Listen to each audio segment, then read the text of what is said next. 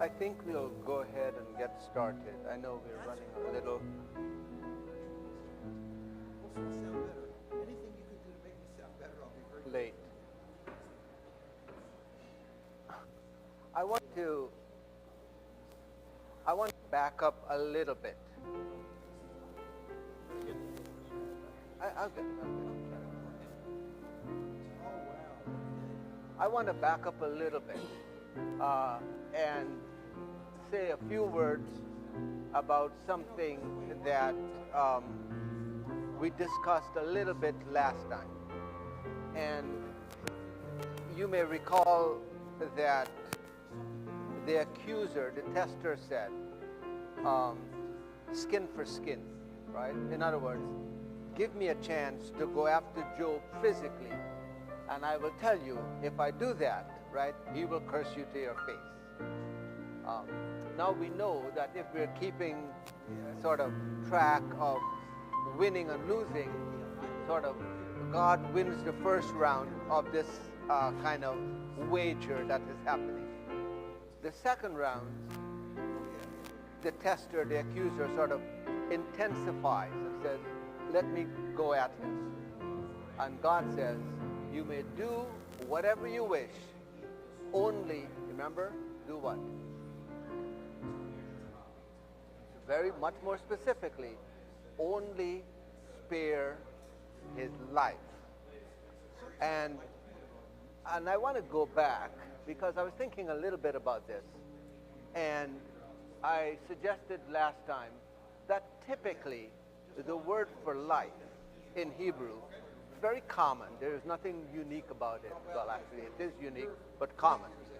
Is the word kai, kai. Okay? Sometimes spelled K-A-I as we transliterate it, or C-H-A-I. It's that kind of K sound, okay? Kai. And we see it sometimes actually in jewelry. It's not uncommon to see the two letters, which looks like that, and it's simply joined in jewelry, as a pendant. It's not uncommon. And then I also mentioned the word nefesh, and it is the word nefesh that is used in this context. It is not kai, okay, which is common, which is life. Nefesh, in my estimation, which might sound a little odd, is even more profound. And we don't, depending again on the context, it might be translated in a variety of ways. Again, I'll give you one example. The Hebrew word tzedakah and mishpat, two Hebrew words, very common, okay, in Hebrew and in the Old Testament, typically are translated justice and righteousness. But if you start tracking those words in the Old Testament, you will find in English that they are translated in at least 12 different ways. And it all depends on the context, right? So you could be described as innocent with the same word. You could be described as righteous with the same word.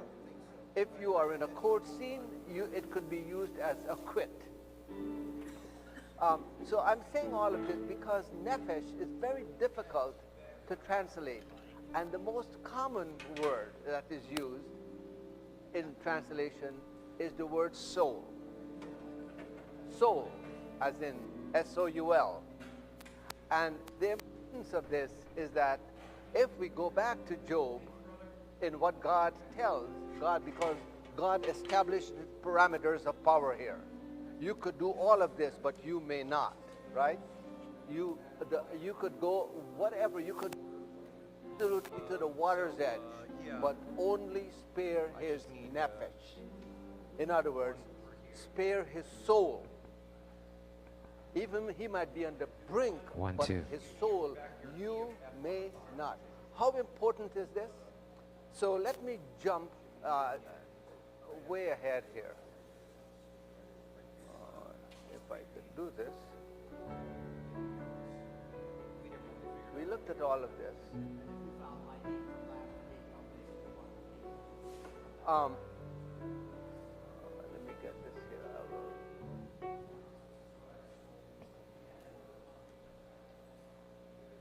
Okay. I want to put it in context. If you look at this verse, it's from the prophet Isaiah, as we sometimes say.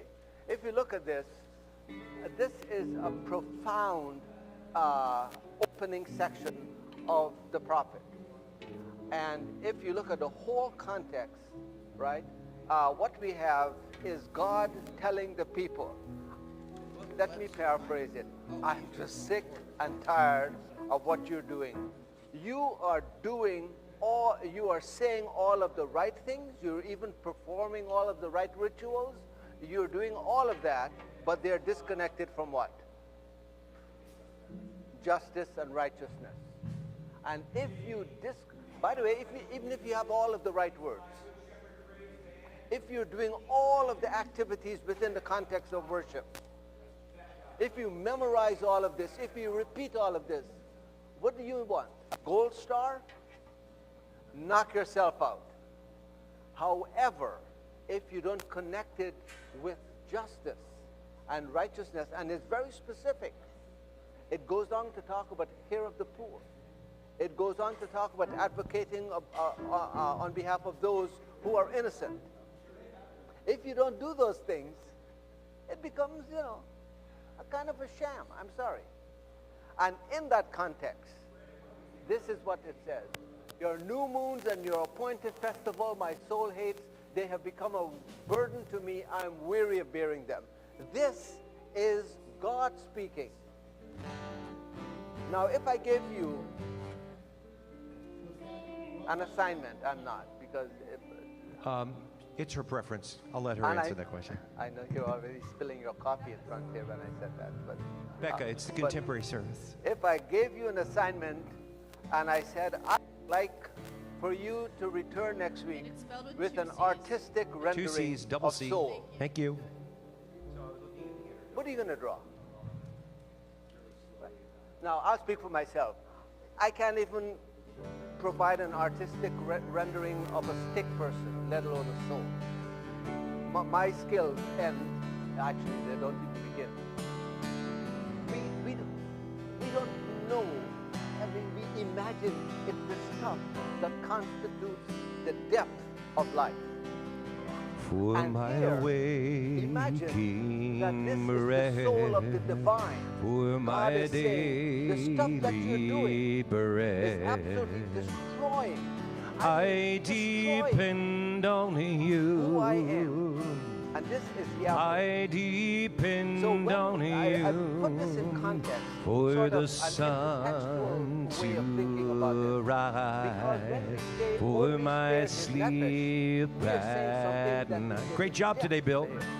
You may not I touch that very thing depend that on actually not only makes you kind of walk around, I because you're alive, depend on but is what constitutes the core of you. what it makes you. You're the way, the truth, and the life. You're the well that never runs So, then we get dry. to I'm something the that I branch suggested and last you are the there's a vine. place, Draw in my me estimation, close and for teach me speaking, to abide. and then there's a place for silence. And what the three friends did, I'm going to as they harmonize sat on with verse him 2. Here we 7 go. days and 7 nights in When silence. the Spirit Profound. leads, as my Father. You and I speak for myself, struggle Let's switch it up. I'll take the melody, with you sitting harmonize. around for 5 I minutes in silence. depend on Particularly if you. we feel there is I something that is depend sort of, on you well, either have for to speak the to this or at least resolve this issue. I mean, we itch to speak. And these friends, Eliphaz, Bildad, and Zophar, sat for 7 days and 7 nights in silence with him in the ashes of his suffering. If the story ended there, it doesn't, but if it ended there, we would absolutely be right in concluding that this is a moment of profound consolation, and comfort. What do you say to Job? I mean, what do you say to Job? You have lost everything in terms of material possessions. You have just been described by both the narrator and by God as the greatest man in the East, blameless and upright. Everything is gone. And your wife, last time we checked, told you what? Curse God and die. Not exactly one of the, something we want to frame for our office. But we look at the Hebrew and it says bless, which of course complicates our lives. But the story doesn't end there. That's the end of chapter 2. And when chapter 3 begins, we have a whole different tenor of what will happen. But I want to give 2 examples, what I think about the importance of both silence and speech. And it has to do with the context in which we find ourselves. So let me give you these 2 examples. In 1986, by the way, if this were a classroom of 18-year-olds, that would have been a century ago, okay? But for those of us, we remember 1986. Okay. In 1986, Elie Wiesel, who you may know of, right, won the Nobel Peace Prize, survived the Holocaust, lived in France, which didn't have a choice, that's where they were taken, but made this country his home for decades after that. Wrote extensively, and maybe the most sort of well-known of all of his books, and there are many that are just, universally acclaimed, maybe the most well-known of all of his books is his first, which is called Night. It's his book that is called Night. It's very slim. One sort of commentator, one reviewer described it as a slim volume of terrifying power. And I could not encapsulate it any better than that. If you spend 2 hours one evening, you will finish the book. It's that small. When he started writing this book, it was 800 pages, by the way, and no one wanted to publish it. Because, it's so dark and all of that Holocaust suffering. Who wants to hear about that? But someone did, after he reduced it and reduced it and reduced it to about little over 100 pages. But Elie Wiesel, as he is receiving the Medal of Freedom from former President Ronald Reagan, who acknowledged him for what he has done. It was at this moment he chose to say something. And this is what he said. And I'll read it. Allow me, Mr. President, on a matter sensitive, I belong to a traumatized generation. To us, symbols are everything. Following our ancient tradition, which commands us to speak truth to power, may I speak to you of the recent events that have caused us so much pain. We have met 4 or 5 times together. I know of your commitment to humanity. I'm convinced that you were not aware of the presence of SS graves in the Bitburg Cemetery. But now we are all aware of that presence. I therefore implore you, Mr. President, that you do not go there. That place is not your place. Mr. President, please do not go to Bitburg Cemetery. Anyone remembers this?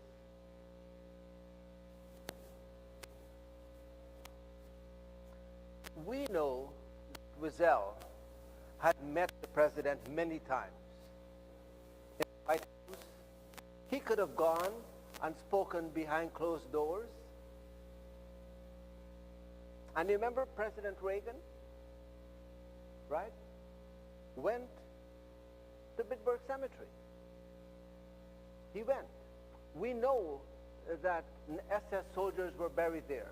And by the way, what we also know is that in some of the cemeteries, they planted sunflowers over it, sort of over the graves. Now here's the thing. There is a place to speak out. And in speaking out, it didn't matter whether or not the president went or didn't go. This is the President of the United States. Together with his advisors, they will make that determination. But that does not prevent you from speaking out when the moment is there. And he did.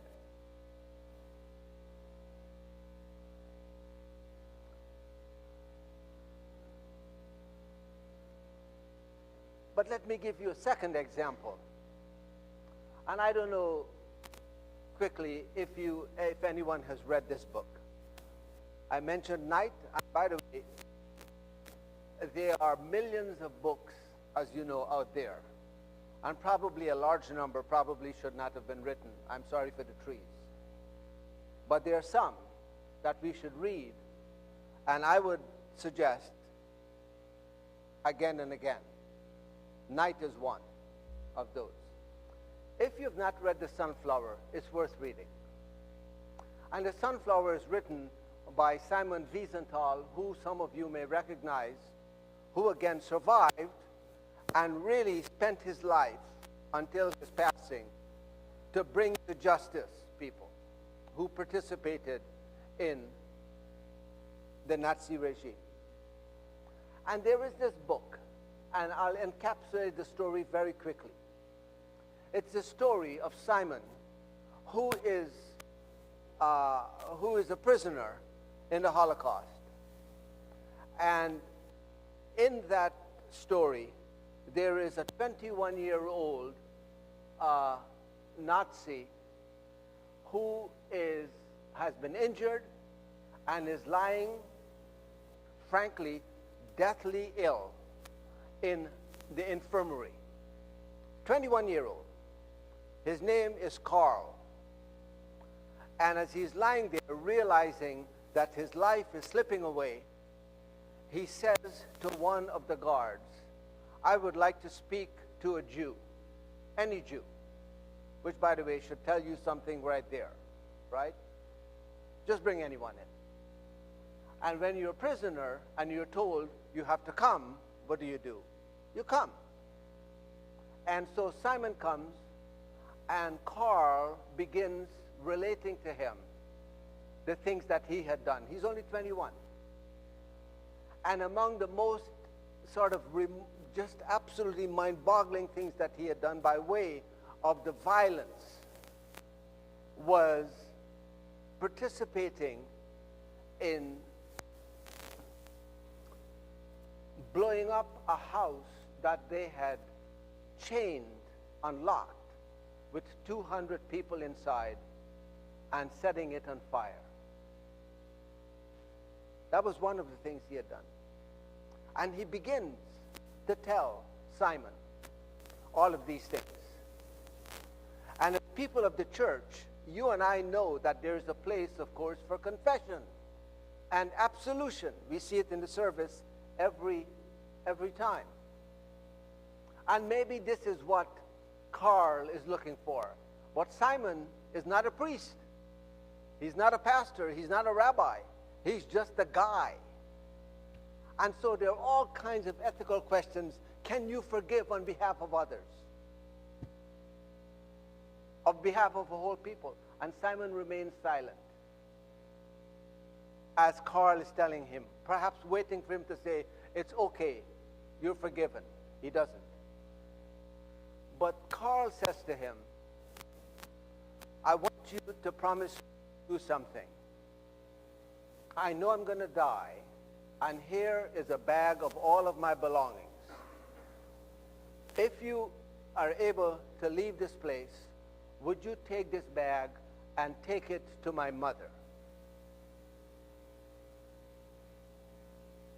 give it to my mother. Can you promise me that you would do this? And Simon does. And after he's out, he takes the bag to Carl's mother. And Carl's mother is bereft. And she says something to the effect, "Oh, Carl, my son Carl, he was such a good boy. Carl was such a good boy. He went to church. You know, he was an acolyte. Such a good boy.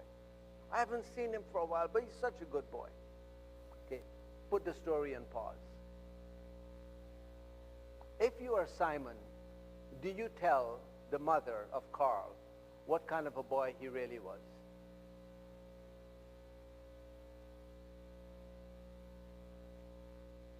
And this is a question that Wiesenthal sent out to people around the world, literally, to see what, and you can imagine the range of people who are saying, absolutely, you know, tell her, destroy, and others. Here's the thing. What do you think Simon did? He didn't tell her. He didn't tell her. Because what he sort of thought to himself is, which is what I am getting to, is there redemptive value? Even in speaking something that is true at that moment? Or is this something to make me feel better? And he doesn't. Now, I'm bringing this up because there is a place for speech in the face of make up all of the injustices of this world. And then there's a place of silence. Wiesel chose to speak publicly about something that he felt strongly about, but Simon chose to remain silent, even in the face of what he had endured. The friends of Job were silent for a while. And then, as they say, the floodgates opened. Now, what I'm about to do is absolutely absurd.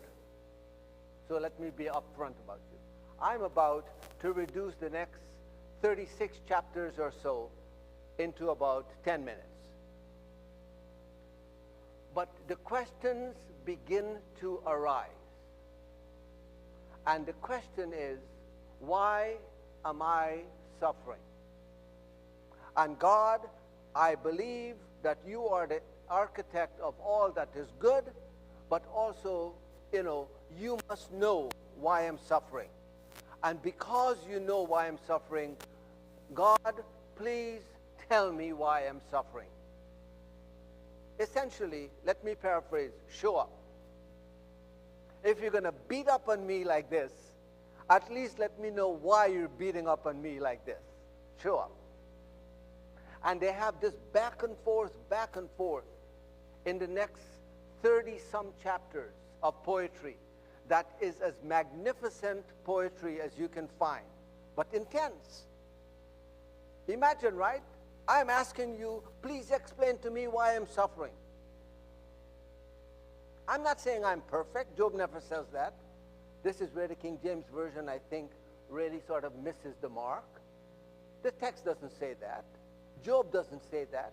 His friends don't say that. God doesn't say that. So Job is not saying, I'm perfect, tell me why I'm suffering. But I'm innocent. Tell me why I'm suffering. And the friends come up with two answers. One, Job, the only way I can tell you why you're suffering is that clearly you must have done something wrong. And because you've done something wrong, you're suffering. And then secondly, they said, you must have done something wrong because here's the thing, God does not punish the innocent. Except for one slight problem. We know that Job was innocent. We know that. It's there in the text. And also God knows this. But the friends, this is the thing. The friends have what I call, that's my language, textbook answers. They have textbook answers. Tell me why you're suffering. You're asking me why you're suffering? It's the will of God. And I put a period after that, and essentially I'm saying, now, let's move on to the next question. Because I've just told you why you're suffering. Okay? Except it doesn't work that way, does it? Textbook answers. But we're not looking for mathematical formula here. We're not looking in the index to find out what the answer to something that is universally true here. No. And Job and the friends went at it. Because Job simply does not believe that this could possibly be the case. And if it is the case, I want to hear from God. And they go back and forth. Textbook answers. Now, these two words for me are important. Is it possible that some people suffer because of something that they have done? Yes, we know that. We know that all the time. It happens on a daily basis, right? It could be something that is mundane.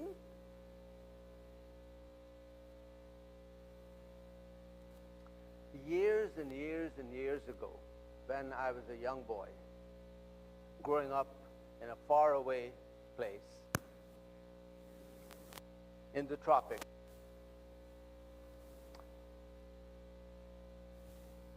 we had all kinds of fruit trees in our yard. All kinds. Including, by the way, coconut trees, and mango trees, and guava trees, and papaya trees. And I'm not saying that as a way of saying, well, these existed. We had those. And I had seen people on the street who were very skilled with machetes, you know those, okay, who would hold coconuts, if you've seen this, right? And they would hold these things in their hand, and they would take their machetes and do like this. And slice these things, and they spin it around and cut it, and within a matter of 30 seconds, you have what they call coconut water. Call it milk here, coconut water. So one day I decided I'm going to try this. By the way, by every single measure, this is a bad idea. Okay? But in the secrecy, because my mother, I mean, had she seen me, I'd have been in, well, in the secrecy, I have this machete, and I have this coconut. I can't spin it around, I was too young, but I placed it on the floor, and I took the machete, and I started cutting. Are you following me? Can you imagine what's going to happen here? And I sliced off a part of my finger. The nail never grew back properly. And of course, the blood came. And I have no choice but to tell my mother, screaming. But my mother is a very gentle, kind, sort of does not leap off tall buildings. And of course, you know, I got it taken care of. Now, one could say, right, I had been warned, I had been told, I knew the danger, and I did it anyway. Okay? So I can't come back and say, why is this happening to me? Or let me tell you why this is happening to you. Okay? It's very particular. But I can't make a universal claim about that. I can't go out and say, no one should ever cut a coconut in the future because you will slice your finger off. No. Some people can do that, and they'll be fine. Is it possible that some people have, you know, I don't know, all kinds of diseases, or they lose their property, or maybe, sadly, some, you know, of our children die tragically? Yes, it happens. But does that mean that because that happens, God is punishing them? So what they take is something that is very particular, and they make it universal. And when you do that, it silences the person. because I'm giving you the answer. Because you don't have to answer by yourself. I'm just going to tell you what has happened. But Job would have none of it. And as we will discover, you know the old adage, careful what you ask for, you might just get it. Okay, by the way, that famous saying is, I think, across the board understood not as something that we want. It is generally understood as a curse. Be careful what you ask for, you might just get it. I know sometimes you say, oh, this stuff is going to kill me. You know, I'd rather die than do it. Be careful what you ask for. Okay? By the way, that's a line from Jonah. Jonah is saying, I'm not going to go to Nineveh, you know. You might as well kill me right now. I'm thinking, you're speaking to God, dude. Be careful what you ask for here. It doesn't happen. And so finally, God shows up. And God says, okay, gird up your loins like a man. The Hebrew here, by the way, is, it does not say man, just for the record. Actually, the Hebrew says, gird up your loins like someone who has power.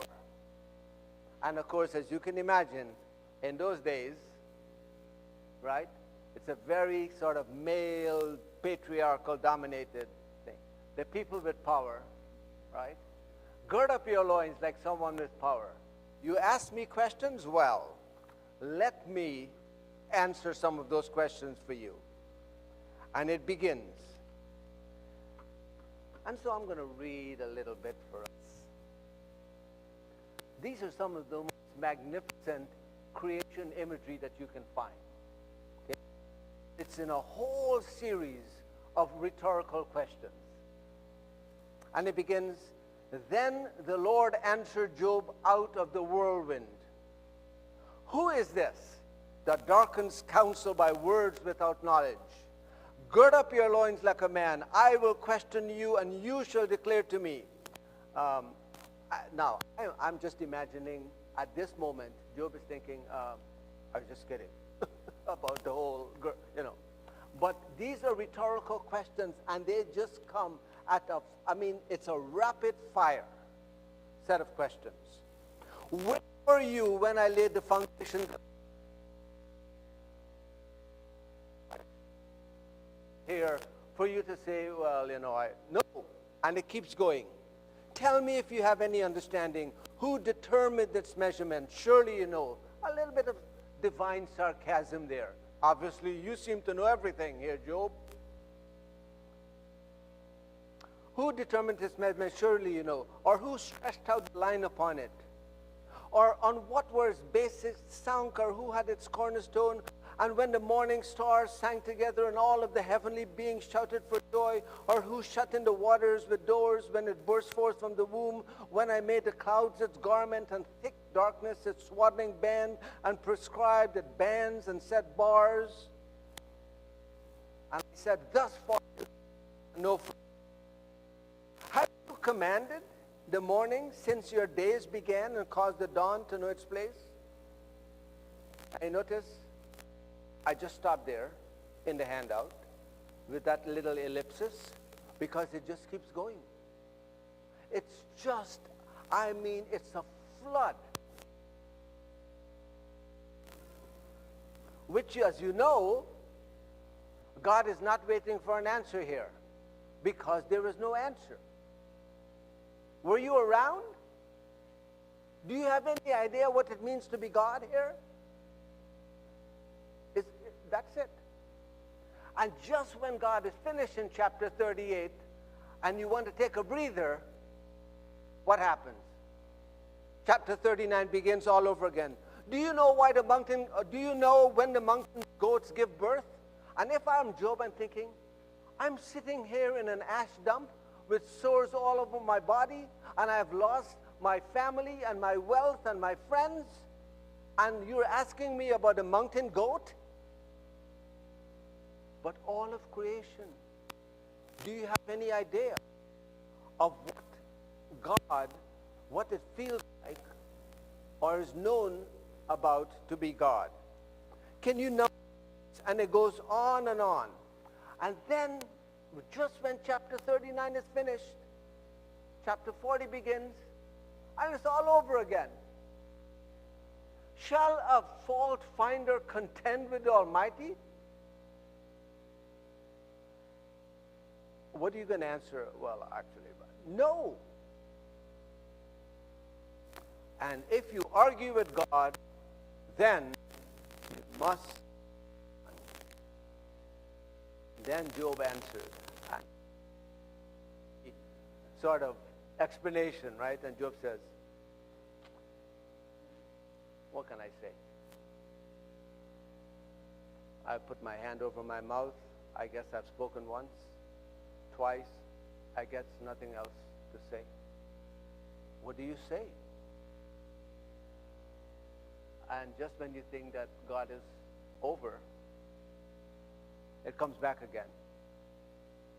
So gird up your loins like a man. And if I were Job, I'm thinking, I heard that already.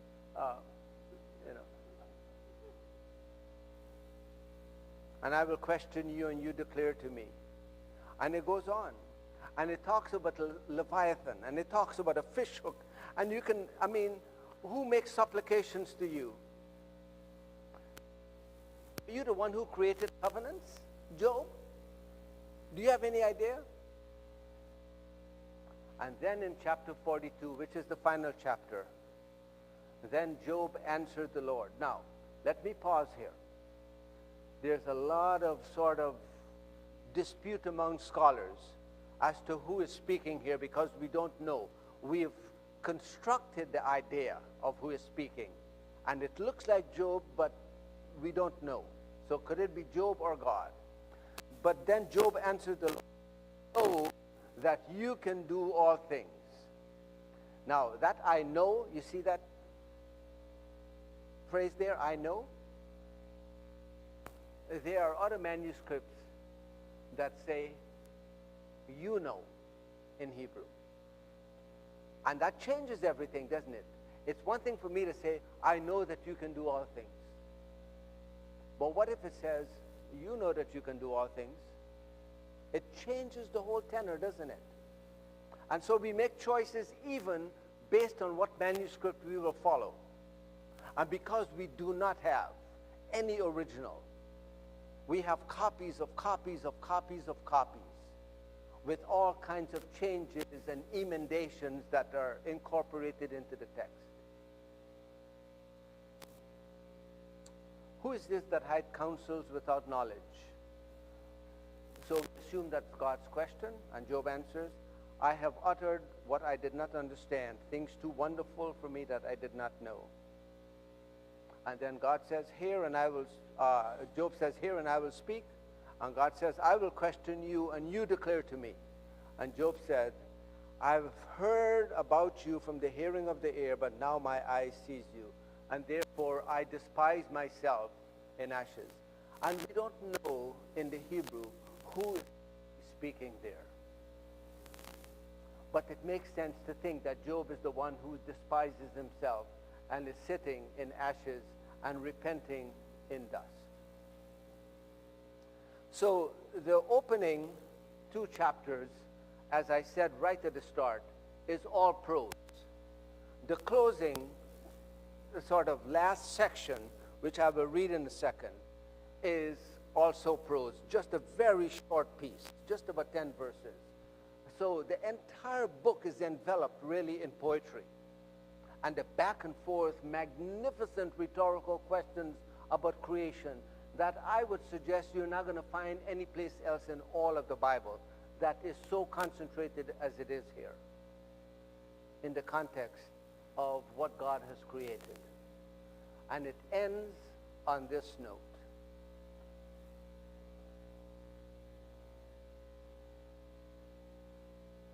Essentially, who am I? I'll be quiet. Clearly, there is something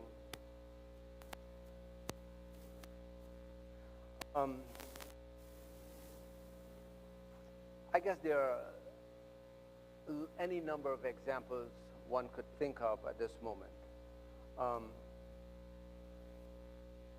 But let me think of this. And I'll give several examples. Just how many of us, by the way, I'll give several examples so we can all capture this. How many of us have seen Mount Rushmore? Mount Rushmore, you've seen Mount Rushmore, right? How many of us have seen, let's say, the Eiffel Tower? Seen the Eiffel Tower? Okay. How many of us have ever seen the original, the Pieta? Okay, the Pieta, which is, the famous sculpture of Mary with the Christ in her arms, right?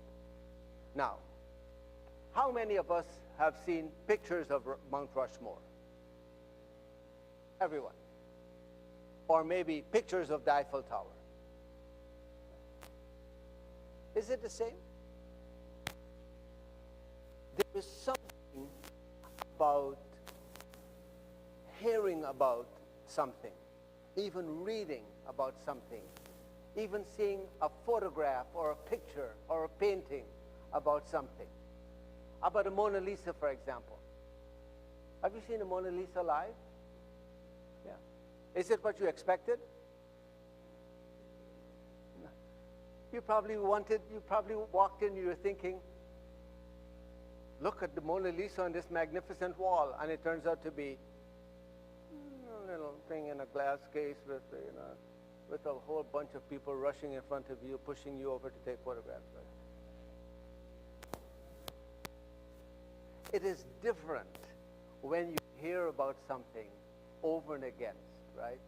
It's different when, for example, reading about people who are falling in love and the difference between you, right? In other words, Job is saying, I have heard about this and I believe, which is a great thing. By the way, let me be very clear. That's important, right?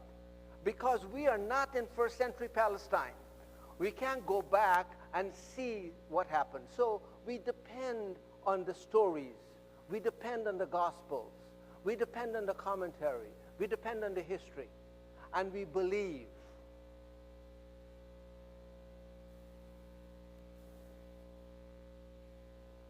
One more example.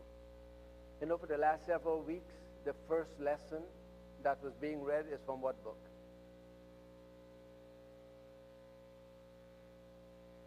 I love it, you're thinking. I don't know. The book of James. The book of James. Now, I'm partial. I think the first lesson should be from the Old Testament, but that's just because. But the book of James. You like the book of James? It's about what? Doing stuff, right? You remember what Luther said about the book of James? He referred it, his words, as a book of straw, right? It's all of this doing stuff, right? It's the book of straw. But is it really?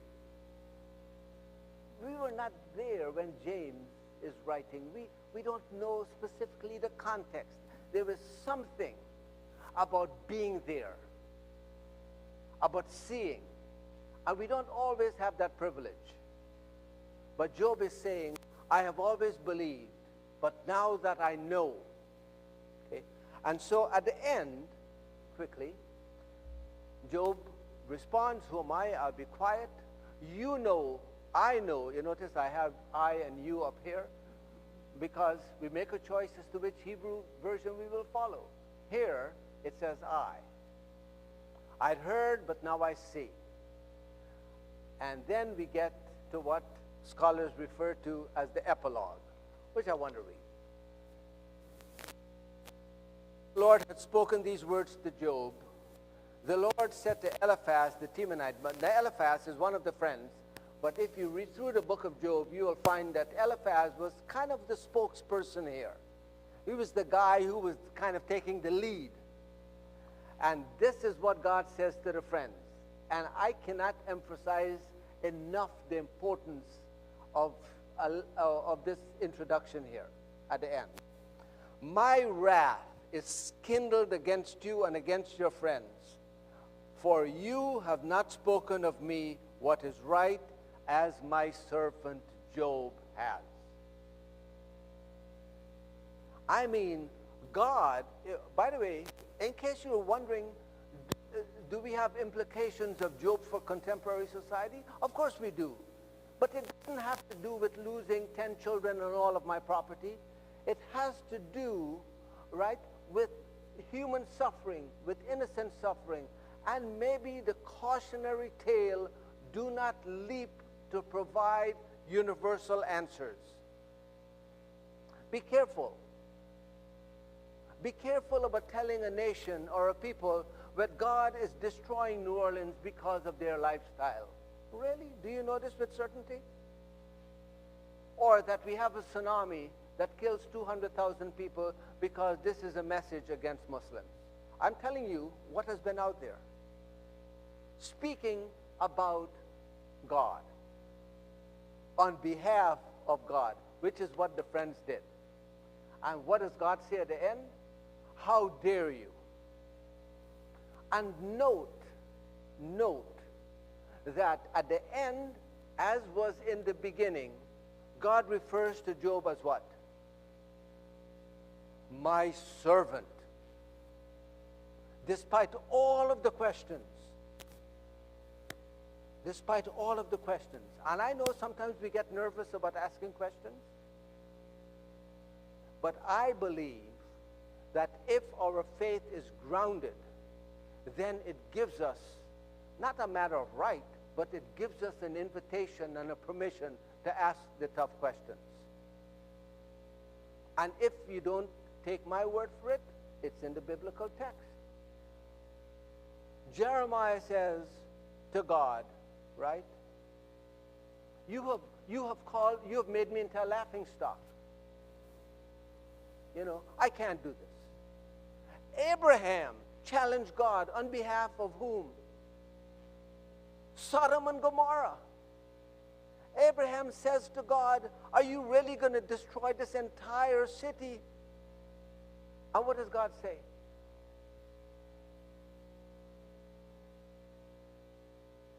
Okay, essentially, tell me why not. And Abraham said, what if 50 innocent? Okay. God said, if you can find 50 innocent people, I will not destroy it. Abraham says, how about 30? And God said, for 30, I won't destroy it. And Abraham, of course, says, 20? For 20, I won't destroy it. And Abraham says, 10? And God says, for 10, I wouldn't destroy. And then what happens? Abraham walks away. Abraham is the one who walks away. It is not God who said, hey, don't push your luck here. Abraham is the one who walks away. Ask the tough questions. It is Moses on the mountaintop, and God looks down and says, what in the world are your people doing? Creating a golden calf. Remember, he left his brother Aaron in charge? It's kind of like a substitute teacher who wants to be loved. And the people are saying, can we build a golden calf? And he's saying, yeah, sure, why not? And God says, what are you doing?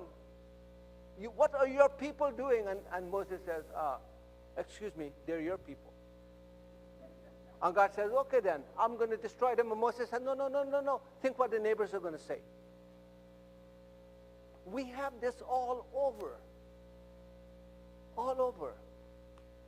Job is not afraid of asking the tough questions. And at the end, it is profoundly important that God says, Job is my servant who spoke the truth. It's a painful truth, but he spoke the truth.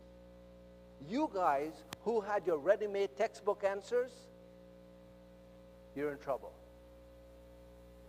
It might sound like a good idea at the time, but you're in trouble. So therefore, do all of the sacrifices. Take 7 bulls, 7 rams. Go to my servant Job. And here is the irony.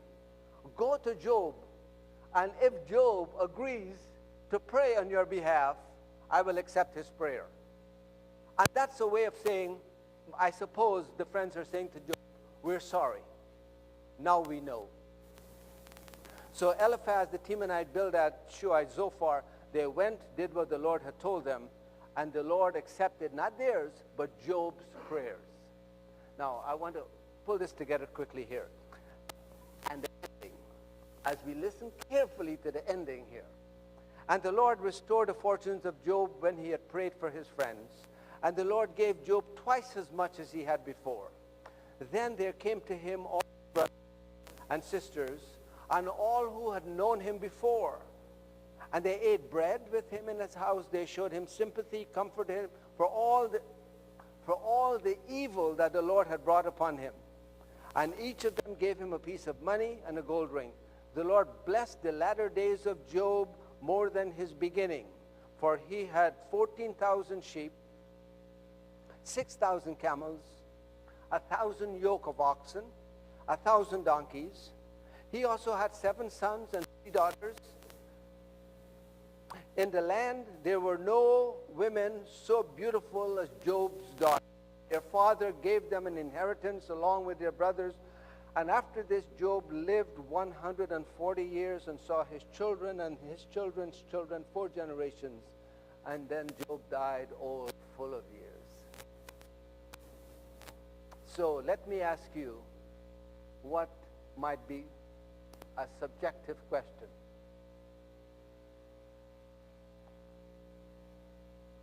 How do you like the ending? What I just read. It's totally subjective. How do you like the ending? You like it? No, you don't. So we have 1, I like it, 1, I don't. Are you all abstaining? You got to vote. There's no abstention. I'm giving you binary choices here. I suppose you can opt for, I'll think about it. But what do you think? You like it or not? Yes?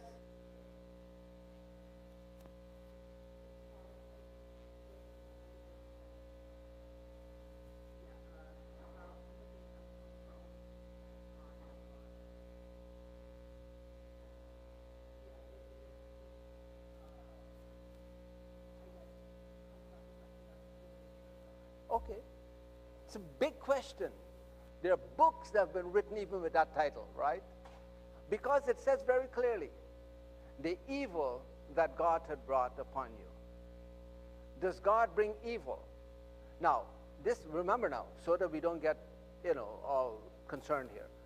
These are human beings writing a story, and this, all of the loss, right, is understood, perceived to be, well, evil. But God is in charge. So we like the ending, right? And I don't want to be the guy that says, well, okay, so let me pose a couple of quick questions. Is this the case for everyone who suffers? You know what I'm hung up on? Does Job ever know what happened? No. What about my children before? I have nothing against my replacement kids, fine. And look at the way it ended, by the way. What is this? Brothers and sisters bringing friends. And where were you guys earlier?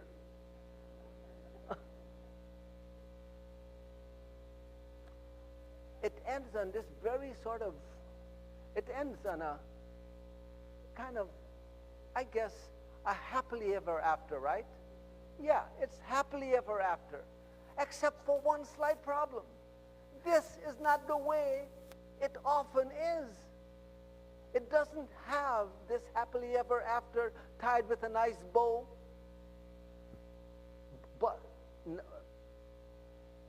But Job remains the servant, right? He does remain the servant. To me, that's the takeaway. Here's the thing. Remember, we go back to particular verse 7. Job is given how much? Twice as much, right? And quite often, biblically, when things are restored twice as much, it is also an acknowledgement of, this one is on me. I'm wrong here. We see that at different points. So this is something for us to think about the ending. Does the ending actually take care of all of the suffering that Job endured before? We don't know if this is still wife number one. We have no idea, right? Yes.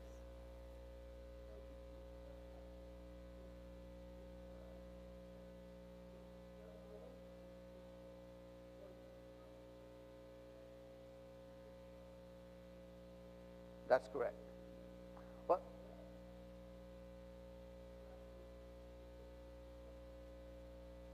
it could be, right? But even there, do we want to draw a universal conclusion, right? I mean, if I'm driving, think about this, on the interstate, and as you know, I do it every day when we go to work. Many of us do, right? And there's always, always someone who seems to think that weaving through cars and, is a good idea at 80 miles an hour. And someone gets hit. And then the word comes home to their family. Is it anything that they have done? That's true.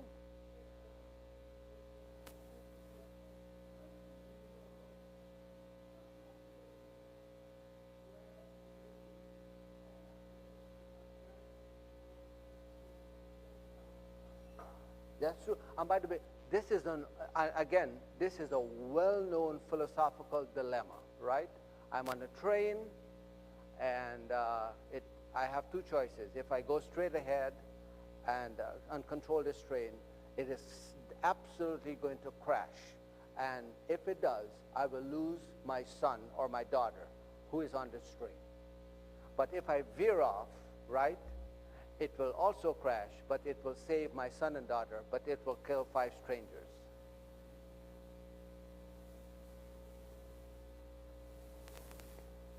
All right, we have to stop there.